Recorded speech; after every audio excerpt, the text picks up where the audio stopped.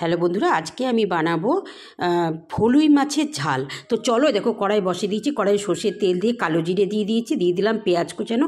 এটা একটু লাল করে ভেজে নেবো। এদিকে তোমাদের ফলুই মাছটা আমি দেখিয়ে দিলাম। আর এদিকে নিয়েছি রসুন, সাদা সর্ষে, পোস্ত, জিরে, কাঁচা লঙ্কা, আদা আর দুটো এলাচ। এটা আমি এখন পেস্ট করে নেব। এর মধ্যে দেবো একটুখানি জল আর দেবো একটা টমেটো। তো চলো এবার আমি পেস্টটা বানিয়ে নিই। তো দেখো আমার পেঁয়াজটা ভাজা হয়ে গেছে, পেস্টটাও তৈরি হয়ে গেছে। এবার আমি ঢেলে দিলাম পেঁয়াজের মধ্যে। এবার এটাকে আমি ভালো করে কষে নেব। দিয়ে দিলাম হলুদ, লবণ আর দিলাম স্বাদের জন্য একটুখানি চিনি। এটাকে ভালো করে কষে নেওয়ার পর আমি এর মধ্যে দেব একটা টমেটো। তো দেখো টমেটো দিয়ে একটু জল দিলাম আর এটা ভালো করে কষে নিলাম। তারপরে আমি আরও একটু জল দিয়ে এটাকে আমি এখন একটু ঢাকা দিয়ে দেবো।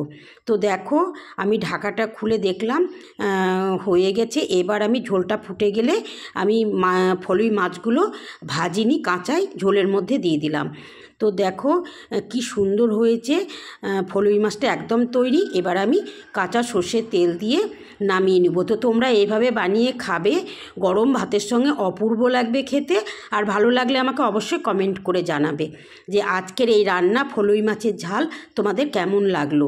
তো চলো, দেখো কি সুন্দর কালার হয়েছে আর দারুণ হয়েছে খেতে। তো দেখো আমি ফলুই মাছের ঝাল বানিয়েছি। আমি একদিন এরকম রান্না করে খেয়েছি, তাই আজকে তোমাদের সঙ্গে শেয়ার করলাম। ভালো লাগলে অবশ্যই আমাকে কমেন্ট করে জানাবে। তো চলো আজকে এই পর্যন্ত।